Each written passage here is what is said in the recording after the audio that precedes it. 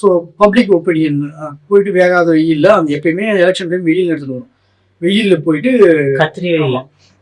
கத்திரி வெயில். ஸோ வெயில்ல போயிட்டு கஷ்டப்பட்டு பப்ளிக் ஒப்பீனியன் கேட்டு பப்ளிக்கும் எந்த அளவுக்கு நாம் தமிழ் கட்சி சப்போர்ட் பண்றாங்கன்றத ஊடகத்தின் மூலியமா அண்ணன் வந்து வெளிப்படுத்திருப்பாரு. இது வளர்மொழியால வந்த காணொலி. ஊடக ஆதரவு கொடுத்திருந்தாரு. ஆமா, அதுவுமே பண்ணிருக்காரு. அடுத்தது வந்து நத்தம் சிவசங்கரன் இருக்காருல்ல, வேட்பாளர் இருந்தாரு. அவர் ஒரு நேர்காணல் எடுத்திருப்பாரு. இது எல்லாமே இது வரைக்கும் நான் சொன்ன அந்த ஏழு விஷயம் சொல்லியிருப்பேன். இந்த 7 காணொலிகள் தொடர்ச்சியா இந்த எலெக்ஷன் டைம்ல அண்ணன் சேனல் அதாவது வளர்மொழியால வந்திருக்கு. எவ்வளவு சப்போர்ட் பண்ணிக்கிறாரு. இந்த வன்மகுடன் என்ன பண்ணது, ஆதரவே கொடுக்கல அப்படின்னு. தேர்தல் காலகட்டத்துல அண்ணன் வந்து வள்ளல் ஊடகம் மூலமா நாம் தமிழர் கட்சியின் கொடுத்த ஆதரவை நீங்க வந்து ஆதாரங்களோட சொல்லி. ஆமா, இதெல்லாம் ஆதாரங்கள் இருக்கு. இந்த வர்ம பாசங்கள் வந்து இதெல்லாம் கண்ணு எங்க கொண்டு வச்சுன்னு தெரியல, உடனே பின்னாடி தெரியல, எங்க தெரியல, இல்ல யாருக்கு இருக்காது, அவங்களுக்கு மட்டும் இருக்கும். ஏன்னா அவங்களுக்கு கண்ணு எங்க இருந்துச்சுன்னா சரி வளர்மொழியாவே வீடியோ வந்திருக்குல்ல, அட்லீஸ்ட் தேடி பார்த்துட்டா சொல்லுவாங்கல்ல, அவங்களுக்கு மட்டும் பின்னாடி இருக்குது. அடுத்தது வந்து 2021 சட்டப்பேரவை தேர்தல். இந்த சமயத்திலையும் மக்கள்கிட்ட கருத்து கேட்கறது, யாருக்கு ஓட்டு போடுவீங்கன்னு சொல்லிட்டு அந்த பீச்ல எல்லாம் போய் கேட்டிருப்பாங்க.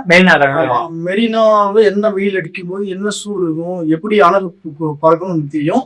ஸோ அந்த வெயில்ல அந்த காலகட்டத்துல அவ்வளவு கஷ்டப்பட்டு மக்கள்கிட்ட கருத்து கேட்டு மக்கள்கிட்ட எந்த அளவுக்கு ஆதரவு இருக்கு நாம் தமிழ் கட்சிக்கு, ஒரு மாற்று சக்தி தேவையான மக்கள் மனசுல இருக்கு அப்படின்ற ஒரு எண்ணத்தை ஊடகத்தின் மூலமா செங்கோல் டிவி மூலமா பதிவு பண்ணிருப்பாரு. இப்ப 2023 இல்லாம நான் செங்கோல் டிவில அந்த காணொலி சொல்றேன்.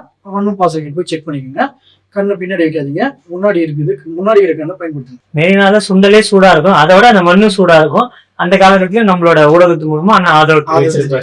ஆமா, அடுத்தது வந்து வேட்பாளர் ஒருத்தர் நேர்காணல் எடுத்திருப்பாங்க, ஒரு பெண் வேட்பாளர்.